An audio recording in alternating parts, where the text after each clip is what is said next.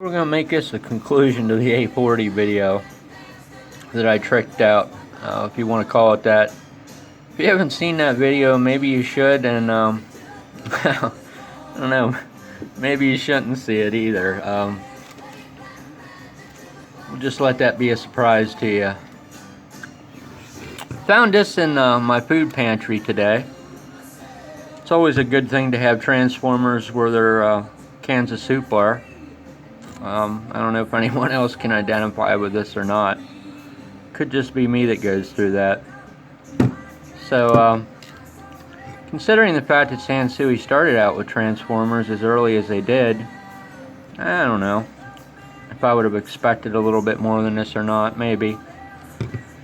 So, as I told you, I put a Kenwood into it, and I don't know, this will probably make a good 24 volt at maybe 1.5 amps, maybe 2 amp power supply.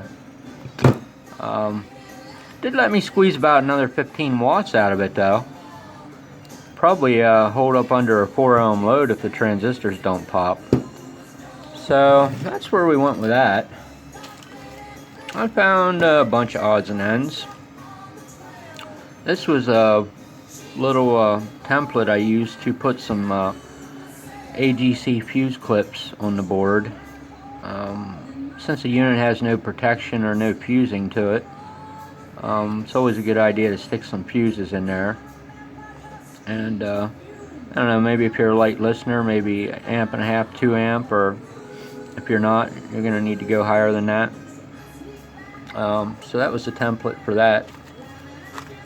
I found two 2SA992s that I must have matched. This was going to be for the constant current source to do some conversion there that I never followed through with, and I don't know, I might.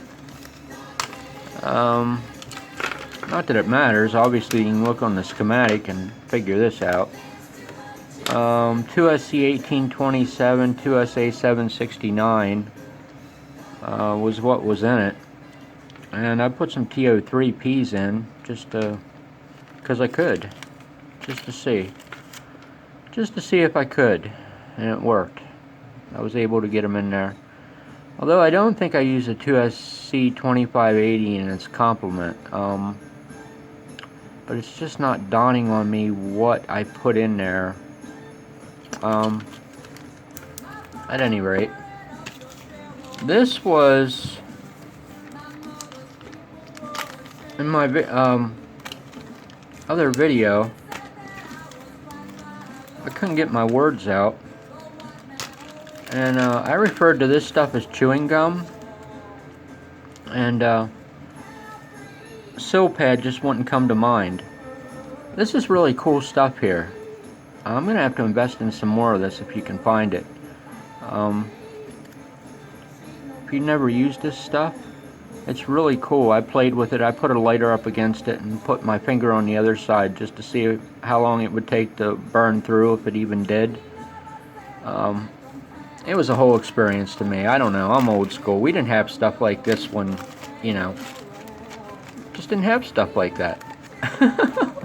Sometimes in the interest of science you have to do things. So I put this on the front of the transistors between the front face and the heatsink mounting bracket. Why I did that, you know, I don't know all the reasons for the things I do. It just seemed like the thing to do. There was a small space there, and it just needed to be filled with something. Obviously it worked because I don't have any heat issues with it. You know, maybe if I put my AR6s on it and opened it up full bore, maybe I would have a heat issue. As inefficient as those speakers are. And this, man, I'm not even sure I wanted to go down this road. We always save the best for last. This is what not to do with your a-40. I can't really stress that enough. Don't waste your time. Shebang. Don't even think about it. Just don't even think about it. It's not gonna do it any justice. take my word for it, it's only gonna degrade the Sansui. I don't think I missed anything. Oh yeah, I did. I found this. It is not often that I'm actually able to find an as-built schematic for something, because you can never put the schematics where they belong. That's like on the inside of the unit, because I'm always afraid that if I do that, it's going to catch on fire someday and my schematic will be gone. So, you know, think about that for a while. Back in the old days they did that. So, enough humor. So there's our 400 milliamp fuse we had on the back. This little regulator here took some doing because we had way too much voltage dropped across this collector and the emitter, and we had to suck that down some to keep this from over dissipating.